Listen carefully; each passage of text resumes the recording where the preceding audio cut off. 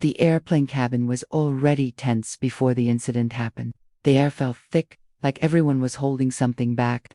Passengers had been seated for nearly an hour due to a delay on the runway, and frustration was spreading quietly from row to row. Overhead bins slammed shut, seatbelts clicked.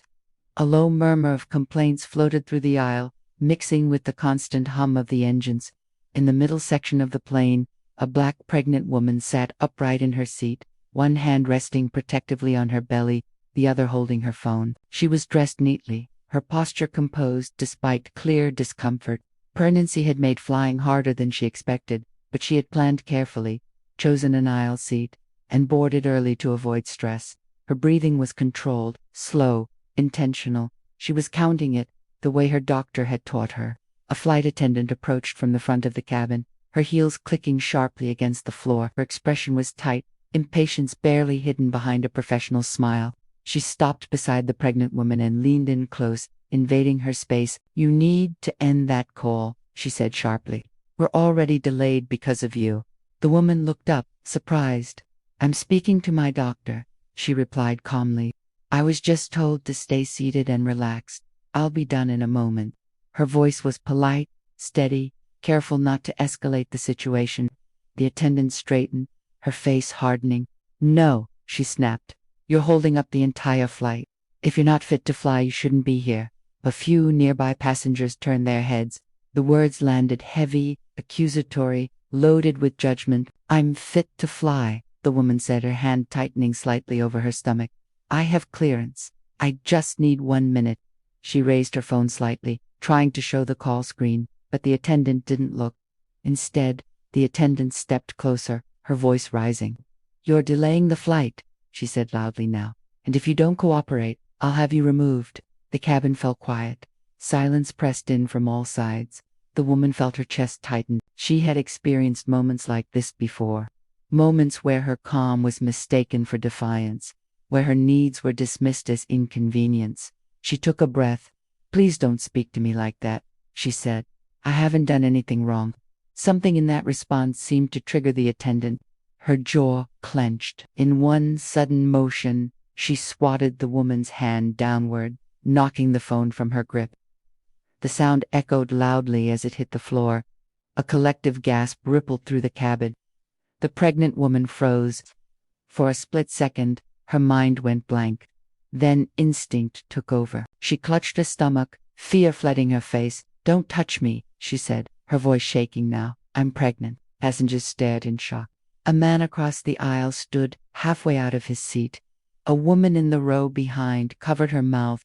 No one spoke immediately, stunned by what they had just witnessed. The attendant seemed to realize, too late, that she had crossed a line. But instead of apologizing, she doubled down. "You need to calm down," she said coldly. "Your behavior is unacceptable." That was the moment everything shifted. The pregnant woman reached for her phone on the floor, her hands trembling, and dialed a number with practiced speed. When the call connected, she lifted the phone to her ear. "Hi," she said, her voice suddenly firm despite the fear still coursing through her. "Yes, I need you to listen carefully," the attendant scoffed. "Ma'am, end that call now." The woman didn't look at her. "I'm on flight 728, she continued into the phone. "And a flight attendant just put her hands on me. I'm pregnant. I need this documented immediately." A uniformed pilot who had been standing near the cockpit turned at the sound of her voice. His eyes narrowed as he took in the scene. He stepped closer, his authority evident. "What's going on here?" he asked. Before the attendant could respond, the woman spoke again, louder now, her composure returning piece by piece. "I was speaking to my doctor. She accused me of delaying the flight, knocked my phone out of my hand, and touched me without consent." The pilot looked at the attendant, then at the phone in the woman's hand. "Is that true?" he asked. The attendant opened her mouth, hesitated, then shrugged. She was being disruptive. The pilot's expression hardened. "Step back," he said firmly. The woman on the phone spoke again, her words deliberate. "I'm about to ground this flight permanently if this continues." There was a pause. Then she added, "Yes, I'll wait." A murmur spread through the cabin. People exchanged looks. The pilot raised an eyebrow. "Who are you speaking to, ma'am?" The woman met his gaze for the first time. The airline's legal department, she replied, and the aviation authority. My husband sits on the board. Silence crashed down like a wave. The attendant's face drained of color. Her mouth opened slightly, then closed. The pilot's posture shifted instantly. He straightened, nodding once. Understood, he said. He turned to the attendant. You're done. Hand over your badge. What? She whispered. Now, the pilot repeated. Passengers watched openly as the attendant removed her badge with shaking hands. Another crew member escorted her toward the front of the plane. The sound of footsteps echoed loudly in the stunned quiet. The pilot turned back to the pregnant woman, his tone respectful. I'm very sorry for what you experienced, he said. Is there anything you need right now? The woman exhaled slowly. Her hands were still shaking, but her voice was steady. I need water, she said, and I need to stay seated. Of course, he replied. Take all the time you need. Another flight attendant arrived moments later, offering water, her expression filled with concern. She knelt slightly to be at eye level. I'm so sorry, she said softly. The woman nodded, accepting the water. Around her, passengers began to speak quietly, some offering words of support, others shaking their heads in disbelief. The man across the aisle sat back down slowly, still watching, as if trying to process what he had seen. After several minutes, the captain made an announcement. His voice was calm but serious. He explained there would be a brief delay while a crew issue was resolved. He apologized and thanked passengers for their patience. No one complained. The woman leaned back in her seat, one hand still on her stomach. The adrenaline slowly faded, replaced by exhaustion. She closed her eyes briefly, grounding herself, feeling the steady movement of the plane beneath her. Her baby kicked softly, a reminder of what truly mattered. Later, once the plane was in the air, the pilot returned to speak with her personally. He assured her a full report had been filed and that the incident would be investigated thoroughly. She listened quietly, then nodded. Thank you, she said. I just wanted to be treated like a human being. News of the incident spread quickly after landing. Other passengers shared what they had witnessed. Statements were taken. Videos surfaced. The airline released a public apology within hours, announcing the attendant had been terminated pending investigation. But for the woman, the real impact was internal. She replayed the moment again and again, not with fear, but with clarity. She realized how close she had come to being dismissed, how easily her pain could have been ignored if she hadn't spoken up. She thought about other women, other Black women, who might not have had the same access, the same support, the same outcome. At home, she rested, surrounded by family. Her husband listened quietly as she told the story, anger flashing across his face only when she reached for his hand. I'm proud of you, he said. Not because of who I am, but because of who you are. In the weeks that followed, the incident became a case study. Policies were updated. Training programs were revised. The airline faced scrutiny. Some called it accountability. Others called it overdue. The woman focused on her pregnancy, on preparing for the life growing inside her. She carried the lesson with her, not as a burden, but as a reminder that dignity must be demanded when it's not freely given, that silence protects harm, and that sometimes standing your ground means staying seated, phone in hand, refusing to be erased. When she boarded another flight months later, she did so without fear. She settled into her seat, buckled in, and rested her hand on her belly. Whatever happened next, she knew one thing for certain. Her voice mattered, her body mattered, and no one would ever touch her again without consequence.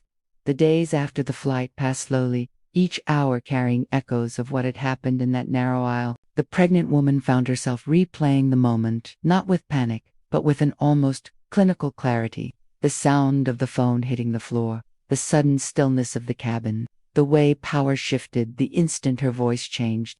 These details returned to her in fragments, while she rested, while she walked, while she lay awake at night listening to the steady rhythm of her own breathing.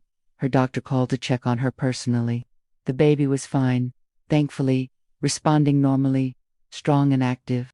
Relief washed through her, deep and emotional, yet relief did not erase the anger. It didn't erase the knowledge that her safety had been compromised not by turbulence, but by prejudice and impatience. She wondered how many times something similar had happened without witnesses, without consequences, without a voice strong enough to interrupt the narrative. Friends reached out, some furious, some shaken. Many said the same thing. They couldn't believe it had happened. She listened politely, then corrected them gently. She told them she could believe it. She told them this was not an anomaly, only one of the rare times the ending had been different. Her honesty unsettled people, but she refused to soften it for their comfort. The airline's official apology arrived by email, filled with carefully chosen words. They acknowledged the incident, promised corrective action, and emphasized their commitment to passenger safety. She read it once, then again. The words felt distant, rehearsed, necessary, perhaps, but incomplete. Accountability was not a paragraph. It was a practice. When journalists requested interviews, she declined most of them. She did not want her pregnancy turned into a spectacle, her fear into contempt. She agreed to speak only once, carefully, on her own terms. In that interview, she spoke less about the slap and more about the silence that followed it. She described how quickly humanity can disappear when authority decides someone is inconvenient. Her words resonated far beyond the story itself. Messages began arriving from women she had never met.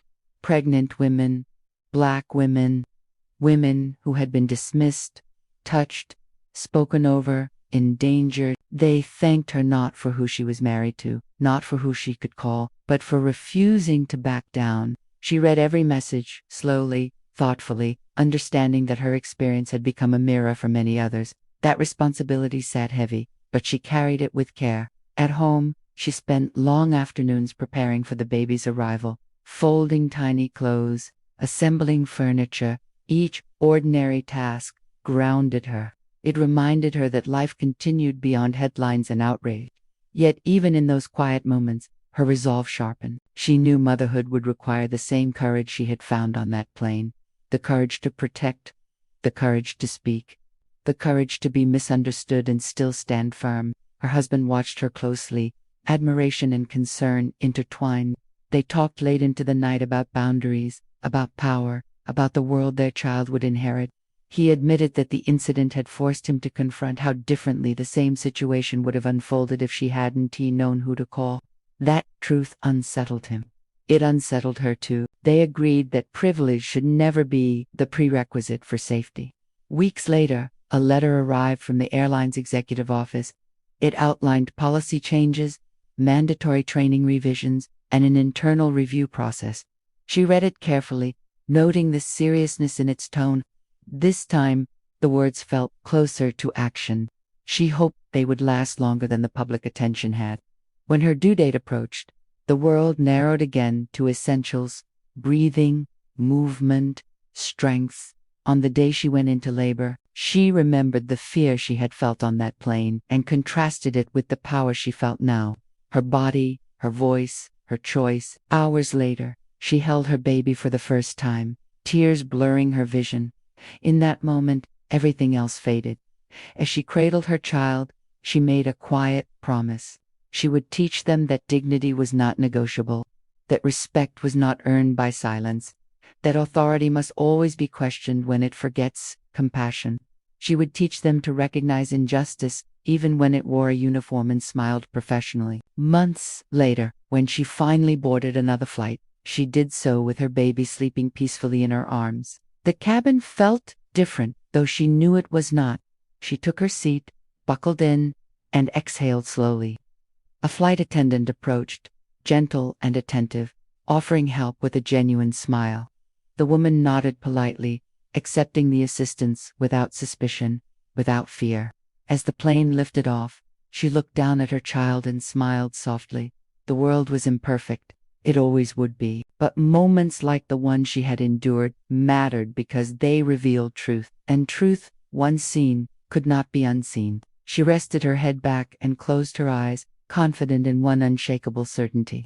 No matter where she went, no matter who challenged her, she would never again question her right to safety, to respect, to exist fully. She had learned that lesson at 30,000 feet, and she would pass it on, steady and unwavering, to the next generation.